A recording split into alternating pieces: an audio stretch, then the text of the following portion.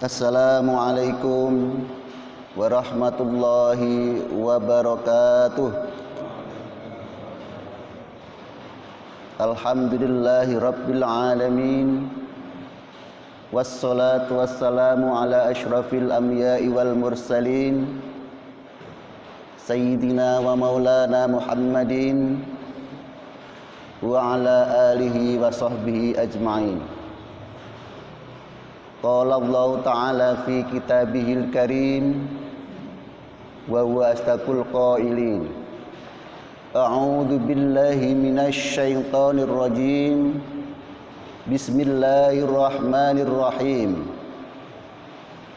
Ya ayyuhalladzina amanu dkhulu fis-silmi kaffah wa la tattabi'u khutuwatis syaitan innahu lakum aduwwum mubin. Sadaqallahul azim wa sadaqan nabiyul karim wa nahnu ala dzalika minasy syahidin.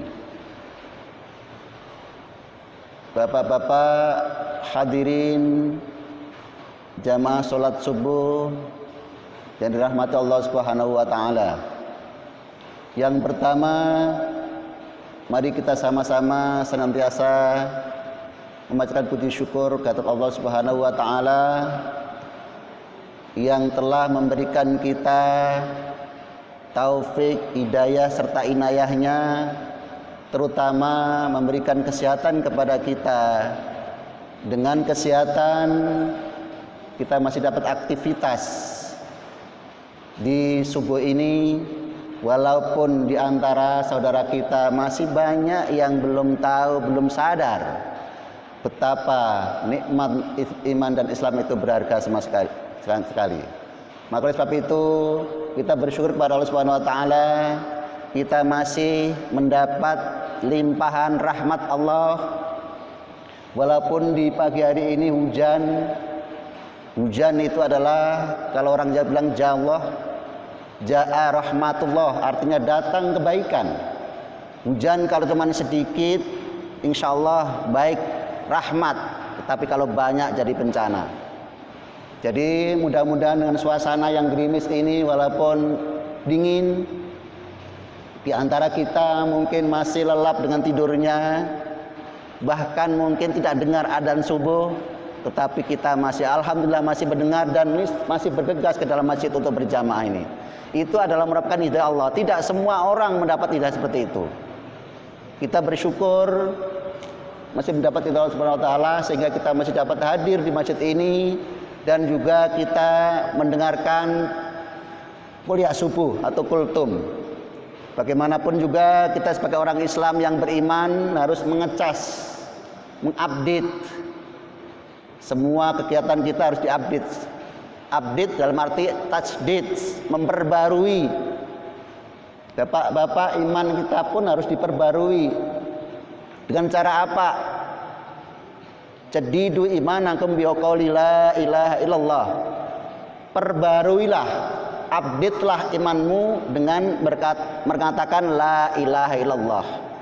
Kalau kita orang Islam, kalau kita rajin sholat 5 waktu, pasti kita selalu mengucapkan kalimat la ilaha illallah. Itu diantara termasuk memperbarui iman kita. Maka sebab itu saya di sini, kita semuanya di sini, tugas kita apa? Dalam surat Yasin dijelaskan ayat 10, wa ma 'alaina illal balaghul mubin. Hanya itulah, kami tidak lain tidak bukan hanyalah untuk menyampaikan kebenaran, menyampaikan perintah Allah dengan jelas. Hanya itu saja. Bukan berarti saya yang di sini tuh paling hebat, tidak, Pak. Sama-sama kita. Tujuan kita adalah menyampaikan kebenaran perintah Allah dengan jelas. Dan sabda Nabi, balighu anni walau ayah. Dan sampaikan dariku, kata Nabi, walaupun 1 ayat. Kita mengaji, kita menuntut ilmu bukan hanya karena banyaknya, yang penting adalah manfaatnya. Walaupun sedikit, tetapi itu bermanfaat lebih baik daripada banyak tetapi tak diamalkan. Maka sebab itu mari kita sama-sama untuk meningkatkan kualitas hidup kita, kualitas keimanan kita. Mari kita sama-sama tak bosan-bosannya kita menuntut ilmu, mengaji dengan majelis taklim ini, walaupun sebentar. Mungkin ini paling lama setengah jam ya Pak. Itu paling lama. Maka walaupun setengah jam, tetapi itu bermanfaat lebih baik daripada berjam-jam tapi tidak bermanfaat. Hadirin Bapak-bapak yang berbahagia, sesuai dengan judul kita yang dibaca dalam mukadimah, yaitu tentang agama Islam adalah agama yang sempurna. Maka oleh sebab itu kita sebagai orang Islam yang beriman, hendaknya kita masuk ke dalam Islam secara kafah. Sebagaimana yang dijelaskan dalam firman Allah surat Al-Baqarah 208 yang berbunyi, A'udzu billahi minasyaitonir rajim. Bismillahirrahmanirrahim.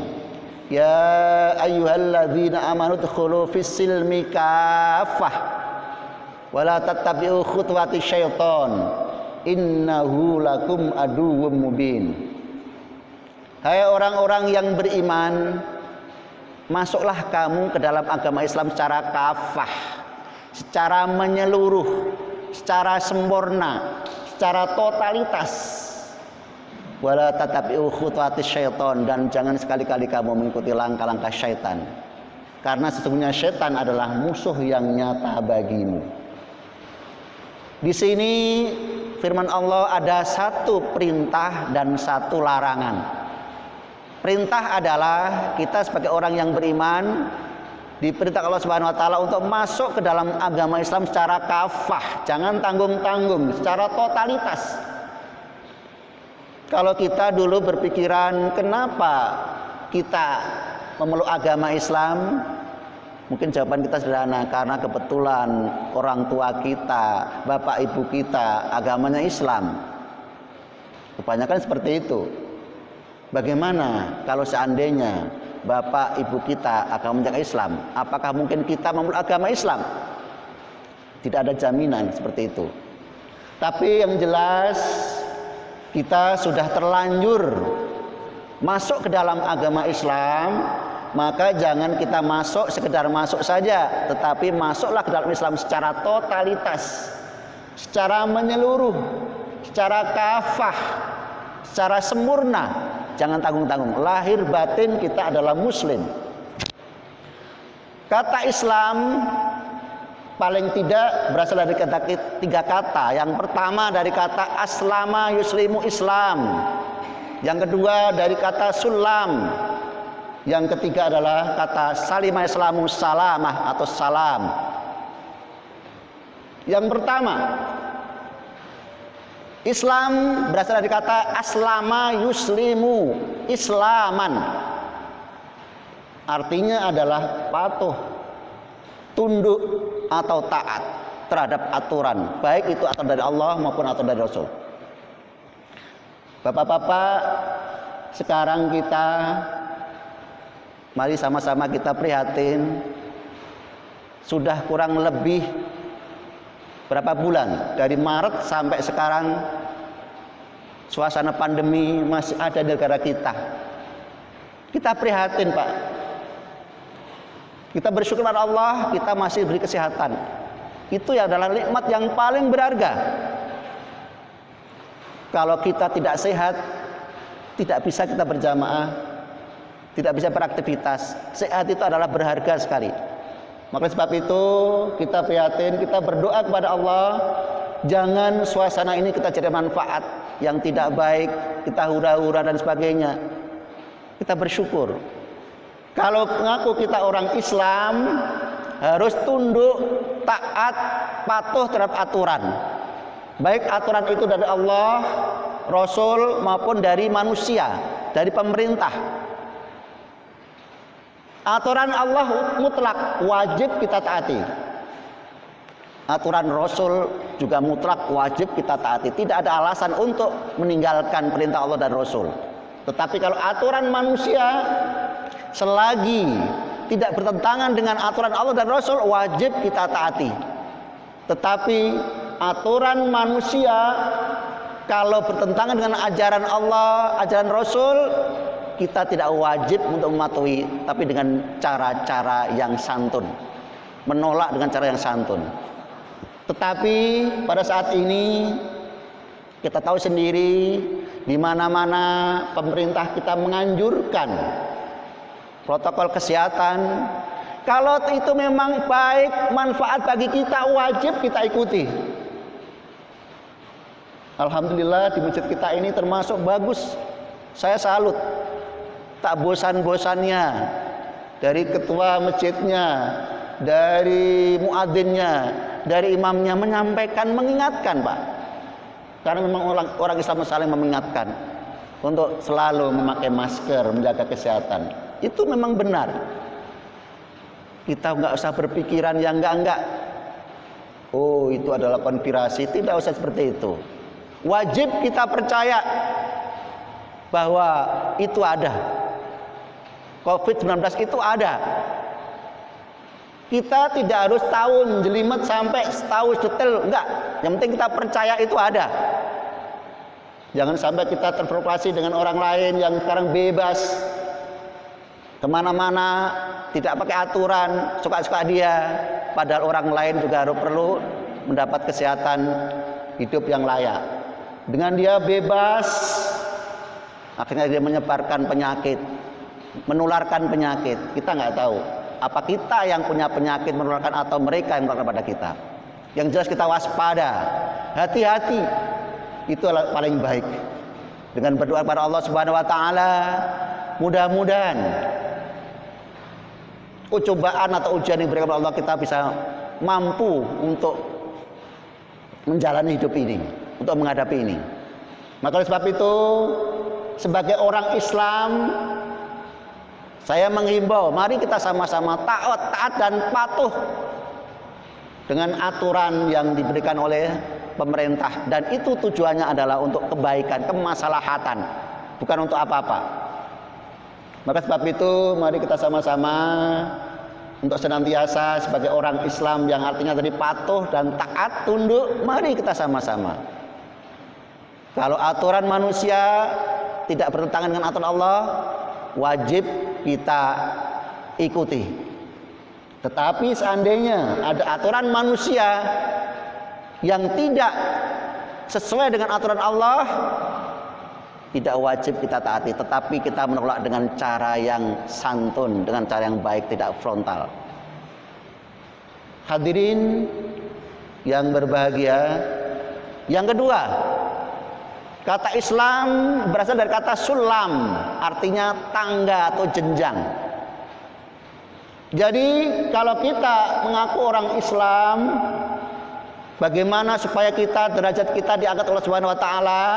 Karena Islam sebagai jenjang atau tangga untuk meniti ke tempat yang lebih tinggi, yang terhormat. Mari kita harus bisa memposisikan kita sebagai orang Islam yang baik, yang kafah. Jangan sampai kita mengaku diri kita orang Islam, tetapi sepak terjang kita tidak mencerminkan sebagai orang Islam. Na'udzubillahi min dzalik. Bagaimana supaya orang Islam itu sebagai contoh yang baik? Kenapa di Indonesia mayoritas orang Islam? Seharusnya orang Islam bisa memberi contoh yang baik terhadap orang-orang lain. Lebih-lebih sama-sama orang Islam. Orang Islam adalah bersaudara, ikhwah. Saudara kita adalah orang Islam, ikhwah Islamnya. Mari kita ingatkan. Kalau dia nggak tahu, mari kita tegur, kita berdoa. Bagaimana supaya orang Islam di negara kita ini yang mayoritas itu sadar dengan agamanya, bahwa agamanya adalah menyuruh kepada kita untuk selalu menghormati orang lain.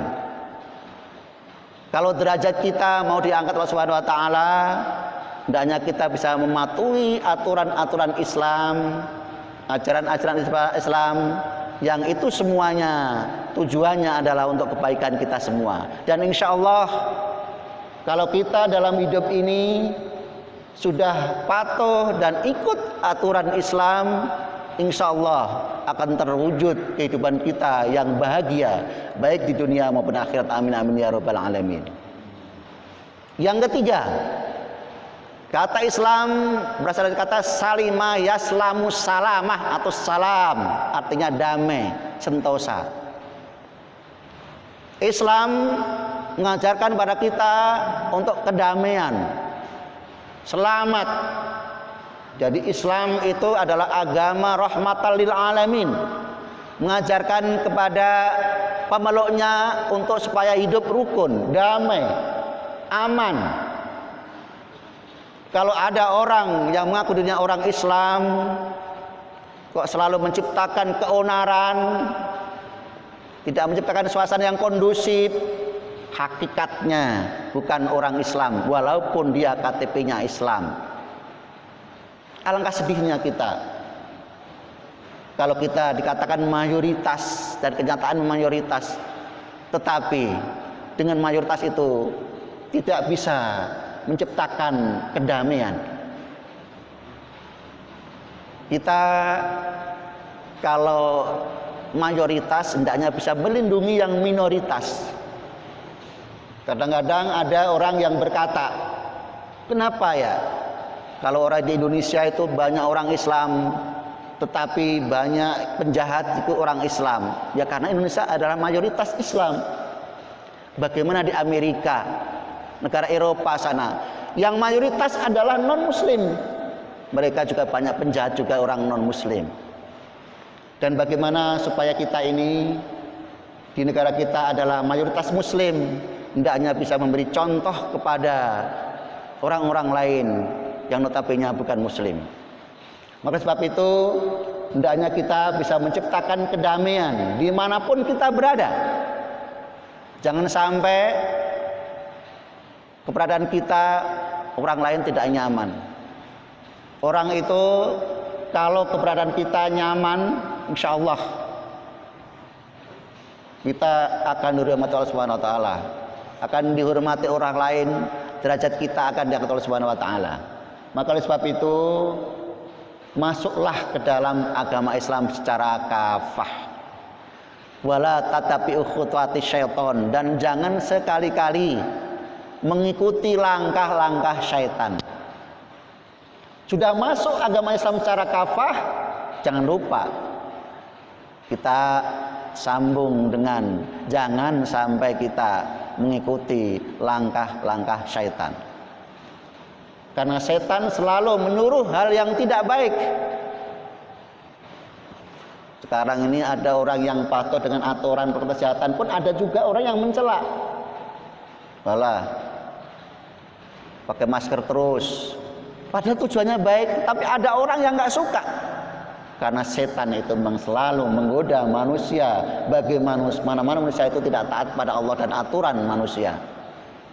Itulah.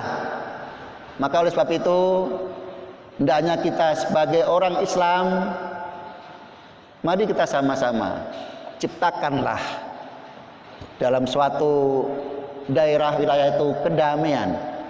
Jangan membuat keonaran. Bagaimanapun juga kita ini adalah manusia, yang manusia itu adalah punya akal. Dengan akal kita gunakan bagaimana supaya nafsu yang tidak baik itu menyuruh kita baik itu kita bendung dengan akal. Kalau manusia punya akal, kalau perbuatannya menuruti nafsu saja, apa bedanya dengan binatang? Kalau binatang udah jelas tak punya akal, hanya punya nafsu saja, tidak ada batasan untuk mau apa terserah apa, karena memang tidak ada akal. Tetapi kita manusia punya akal. Dengan akal, apalagi kalau adalah agama, at-tinu wal aql, agama adalah hubungan dengan akal. Jadi kalau agama itu adalah akal, la dina liman aklalah, tidak ada agama bagi orang yang tidak berakal. Maksudnya kalau ada orang yang tidak berakal, tidak berlaku hukum agama di situ. Selagi kita masih berakal, mari kita ikuti aturan agama. Lebih-lebih adalah agama kita Islam.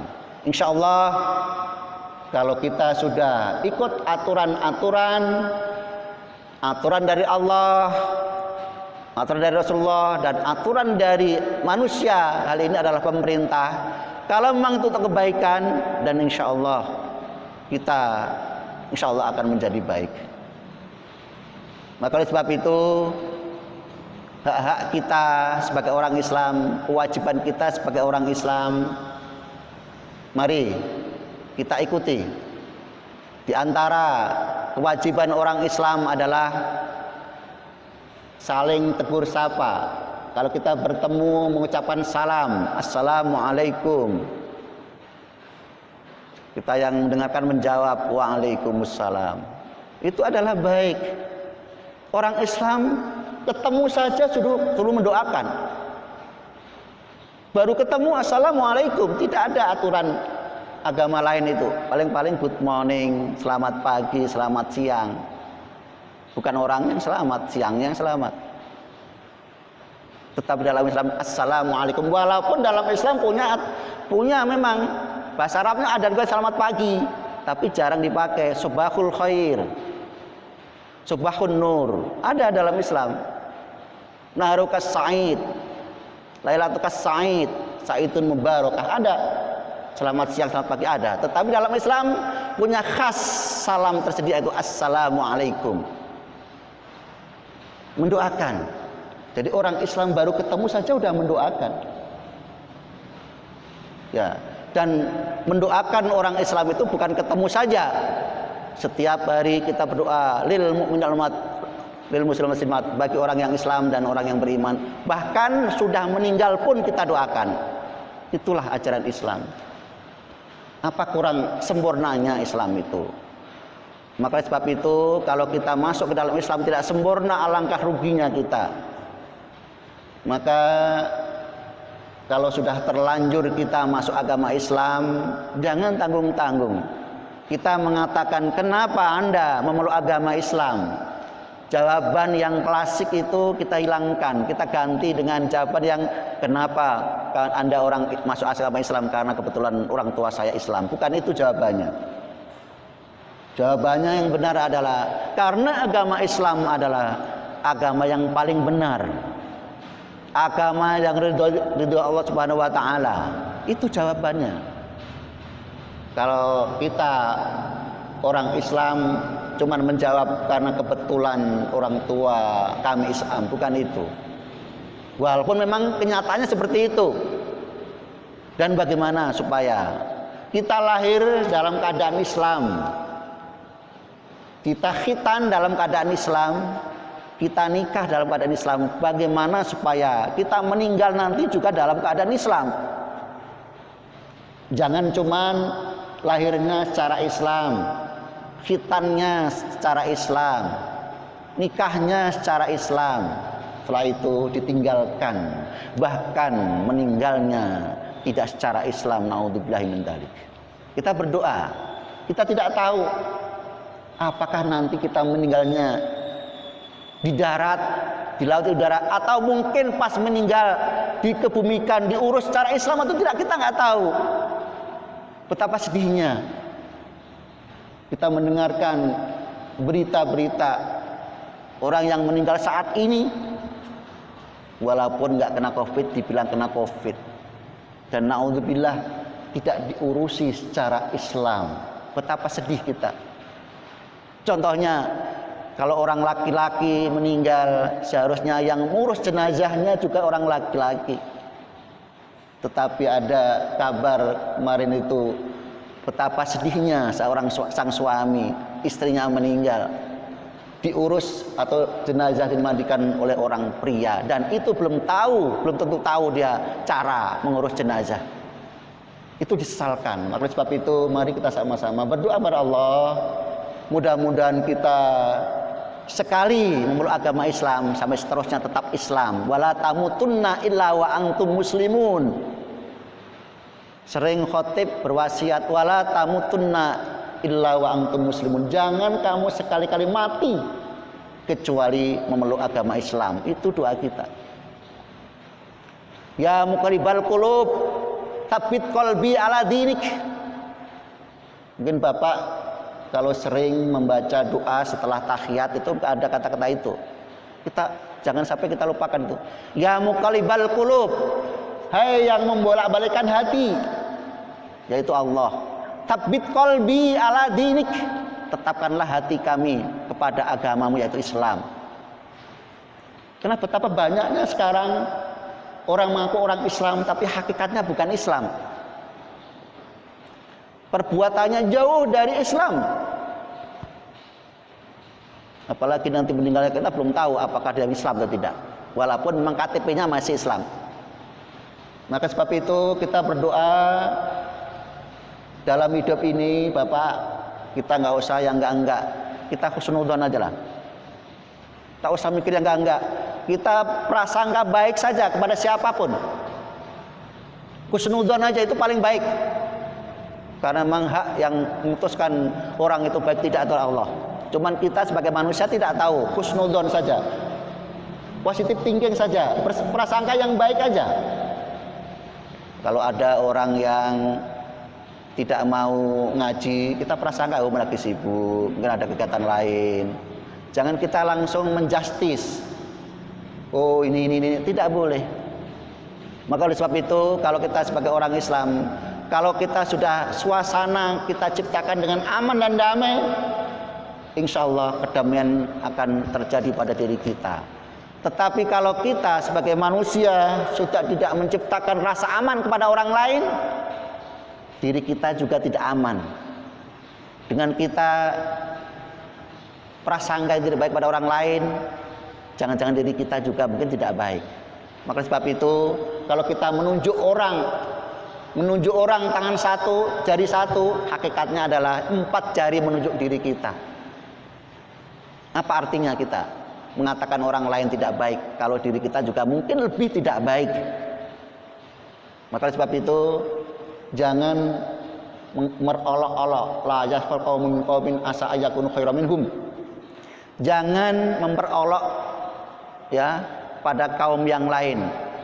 Boleh jadi kaum yang diolok-olok itu lebih baik daripada kaum yang melolok.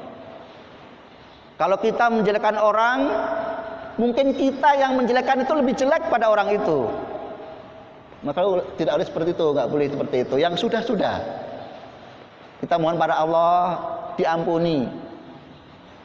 Jadi makanya oleh sebab itu kalau kita tidak bisa berkata yang baik, mendingan diam, Mbak.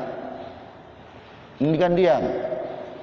Karena itu termasuk orang yang beriman itu adalah kalau nggak bisa berkata yang baik adalah diam.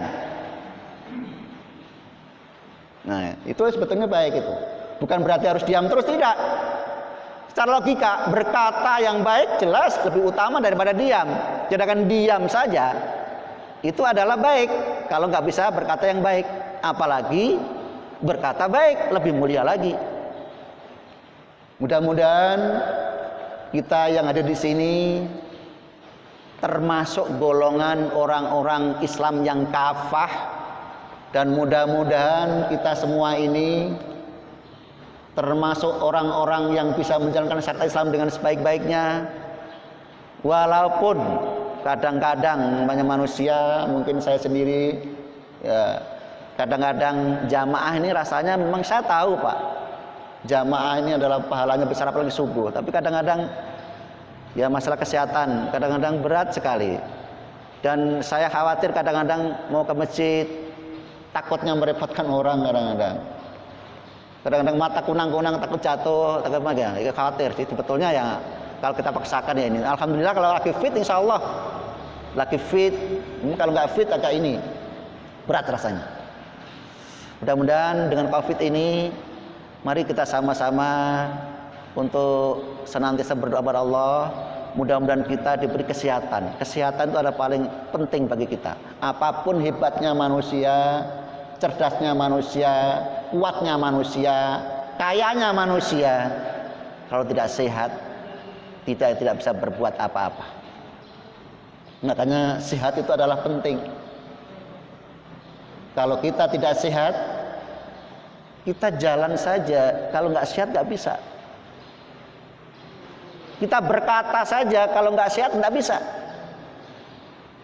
Makanya mulut kita, lisan kita ini, selagi kita masih berkata, bisa berbuat apa-apa, mari kita berkata yang baik. Paling tidak kita zikir pada Allah.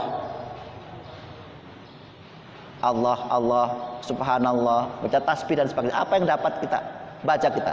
Di mana saja. Tidak harus dalam masjid saja, di mana saja.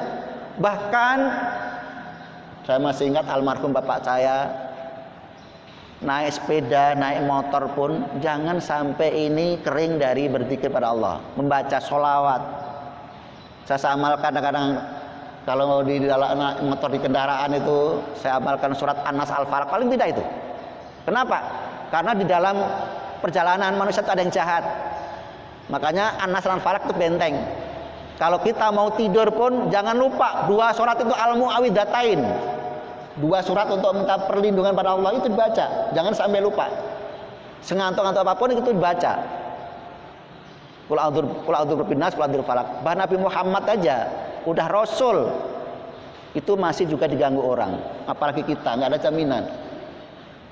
Nabi Muhammad pernah disihir, dimasukkan bukul-bukul ke dalam perutnya 11 jumlahnya.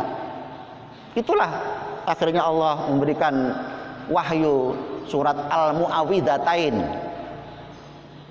2 surat minta perlindungan yaitu An-Nas dan Al-Falaq. Apalagi kita sebagai manusia nggak ada jaminan kita untuk selamat kalau kita nggak minta doa. Maka kita sama-sama untuk senantiasa paling tidak membaca surat An-Nas Al-Falaq. Apapun kegiatan kita di dalam perjalanan insya Allah bagus. Karena ada orang yang memang di dalam perjalanan itu sukanya ganggu orang. Dia puas kalau nabrak orang. Dia puas kalau menjatuhkan orang. Ada seperti itu. Maka kita berlindung kepada Allah. Jadi itu memang orang tua kita menasihati kita untuk senantiasa berzikir kepada Allah. Maka oleh sebab itu kalau kita mengaku diri kita orang Islam, apapun perbuatan kita hendaknya didasari dengan syariat Islam. Insya Allah. Kita berbicara dengan orang sekarang pun hati-hati Pak. Bukan orang tua, anak-anak. Sekarang anak-anak pun sudah pintar ngomong sekarang. Kalau kita baik dengan orang, insya Allah orang baik dengan kita. Sekarang yang dihargai orang itu adalah kebaikan. Jabatan tinggi bagaimanapun kalau caranya tidak baik akan tidak dipatuhi, saya yakin.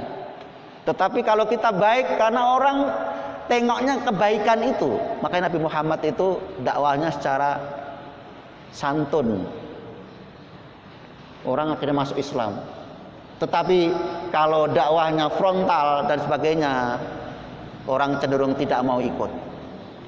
Betapa banyak orang-orang yang kita dakwahi bukan ikut kita malah membenci kita, dan itu memang ujian kita. Maka sebab itu kita berdakwah ini secara halus, secara kasar ya, bukan kasar ya, ngajak secara mungkin caranya aja sebetulnya. Cara baik ngajak orang cara baik, santunnya lebih baik. Kalau memang tidak mau ikut ya itu gak apa-apa tugas kita. Tapi kalau kita semangat, terlalu nafsu dan sebagainya, kalau nggak ikut kita jadi apa? Jengkel kita. Maka oleh sebab itu biasa aja, ngajak yang baik-baik, mari sama-sama. Kita berbicara yang baik-baik, walaupun anak kecil sekalipun kita perlakukan dengan baik. Karena anak kecil sekarang pun tak mau diperlakukan tidak baik. Harus kita sama-sama, kita bagaimana manusia, kita perlakukan dengan sebagaimana manusia. Maka sebab itu kalau kita sebagai orang Islam yang kafah, insya Allah apapun kegiatan kita, kita pikirkan itu baik atau tidak. Omongan saya ini akan menyinggung orang lain atau tidak. Walaupun tujuannya baik, cara salah orang nggak mau ikut. Apalagi tidak baik, caranya salah, tambah lagi.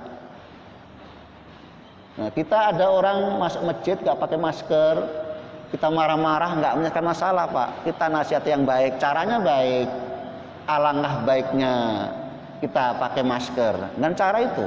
Contohnya kalau kesini dilarang keras tidur di masjid, alangkah baiknya ada tulisan itu, terima kasih Anda tidak tidur di dalam masjid. Walaupun itu memang bukan larangan sih, itu lebih baik.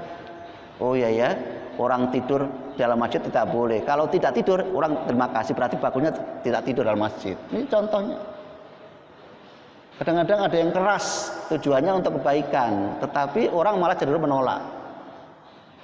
Maka oleh sebab itu hendaknya kita orang Islam yang di negara kita ini adalah mayoritas menjadi panutan dan bisa menciptakan suasana yang aman, damai, dan mudah-mudahan negara kita ini negara yang mayoritas muslim di dunia, bukan di Asia aja, di dunia mayoritas muslim.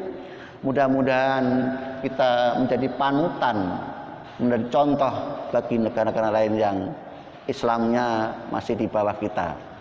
Dengan demikian, kalau kita sebagai orang Islam masuk dalam agama Islam secara kafah, insya Allah kita akan bahagia baik di dunia maupun akhirat, dan kita bisa mengajak saudara kita yang belum sadar, mari kita ingatkan dengan cara yang santun, dan kita berpikiran bahwa apa yang diperintahkan Allah dan Rasul dan pemerintah tujuannya kebaikan adalah baik dan wajib kita taati. Mudah-mudahan ceramah yang singkat ini membawa manfaat bagi kita, dan kurang lebih saya sebagai manusia, saya mohon maaf sebesar-besarnya kalau ada kebaikan hakikatnya dari Allah, dan kalau ada tidak yang baik atau kekurangan itu dari diri sendiri. Dan saya akhiri, billahi taufiq wal hidayah. Wassalamualaikum warahmatullahi wabarakatuh.